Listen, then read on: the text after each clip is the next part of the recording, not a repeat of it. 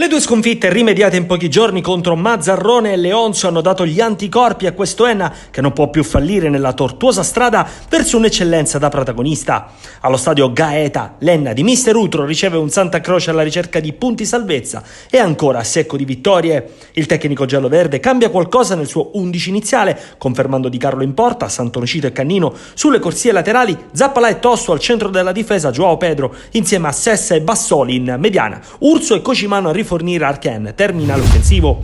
Passiamo al film della gara. Ospiti che al 17esimo sugli sviluppi di un angolo dalla sinistra spaventano la porta ennese. Sulla spizzata che attiva Prestigiacomo, poi Di Carlo viene caricato fallosamente. Enna che non riesce a imprimere ritmo, Cocimano e Urso non entrano nel vivo del gioco e allora il Santa Croce riparte in contropiede creando anche seri pericoli, come al 26esimo con il cross dalla destra, quasi dal fondo di Elton, col mancino, inserimento di Brian che esalta i riflessi di Carlo, il cui intervento salva lo 0-0. Il leitmotiv dei primi 45 minuti non cambia e il Santa Croce taglia a fette il centrocampo dell'Enna. Al 33esimo break di Elton che conduce il pallone a sinistra per Camarà, cross al bacio per Brian che di testa colpisce il palo. Trema ancora la porta dell'Enna, ultimo brivido di una prima frazione di gioco non giocata bene dai ragazzi di Utro, che evidentemente negli spogliatoi si farà sentire.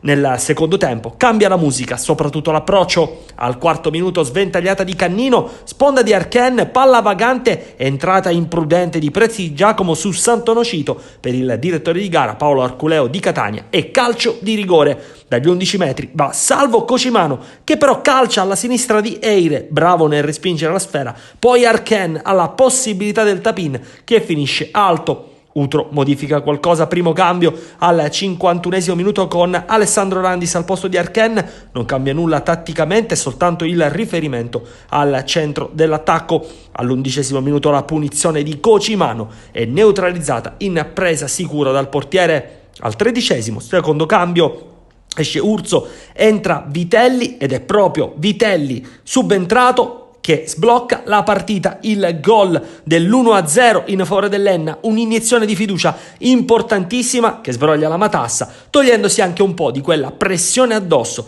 che le toglieva anche lucidità.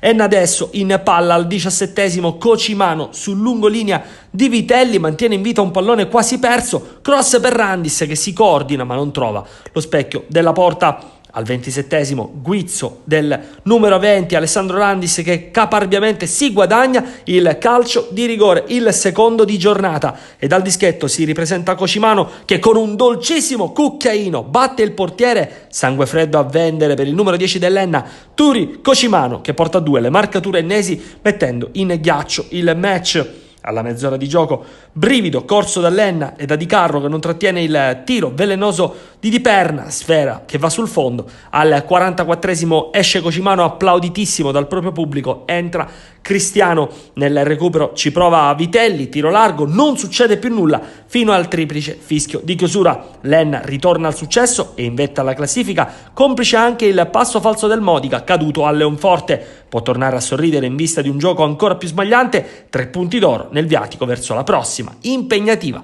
trasferta di Gela.